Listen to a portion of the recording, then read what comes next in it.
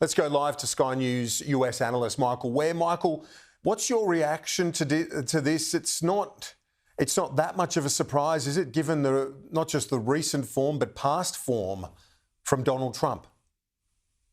It certainly isn't, given the president's track record in his first administration, what he said on the campaign trail, and what we know about him. But that doesn't mean that we don't struggle to find rhyme to this reason, because in many ways, this impacts negatively on the United States.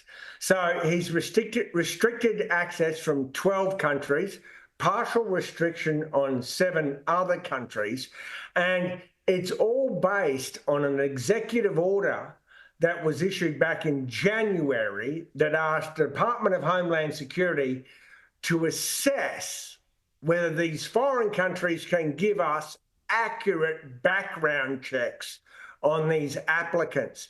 But that's very problematic, because if these people are fleeing their countries, like if you're an Afghan fleeing the Taliban is not going to help the US government explain why you have to escape them. And let's not forget, there are tens and tens and tens of thousands of Afghans who worked for America here on temporary protection visas, who the president says that we're going to send back and hand to the Taliban executioners. And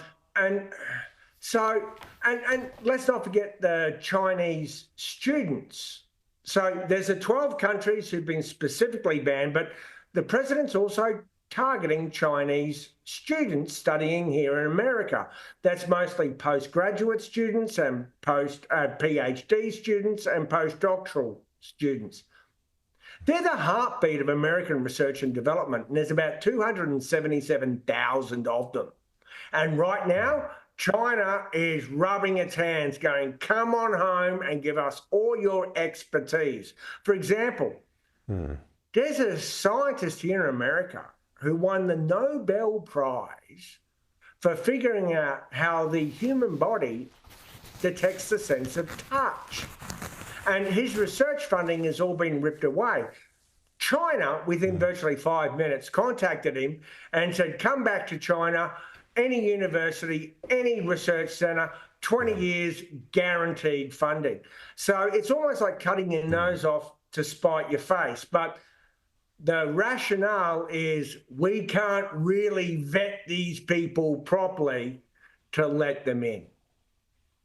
Yeah, well, it's interesting, that sort of higher education story, because I know from Australian sources that I've spoken to in that sector in recent days as well, they're saying that they're going to lose the cream of the crop. Where do they go? Countries like Australia as well, Michael. So that is part of their thinking too locally, I can tell you that for free. Now, in terms of what is the reaction to Trump's presidency right now, how is he being received by the American people in his second term?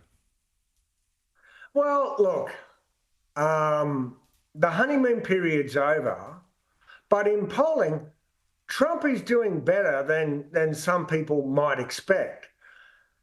The only caveat to that is that the real financial impacts of all this tariff war-like talk has yet to really land. Shipping containers arriving at America's largest ports have plummeted. People trying to rebuild their houses from the fires here in Los Angeles have no idea what their supplies are going to cost. His big, beautiful bill that Elon Musk attacked is really going to directly affect red state MAGA voters. They're going to have to close rural medical centres. They're trying to shut down on Medicaid and Medicare, which is public health insurance that a lot of these poor rural red voters count on. So right now, we still don't have a fully accurate measure on how America, and particularly the MAGA base, feels about this presidency, because the effects of all of his policies haven't yet landed.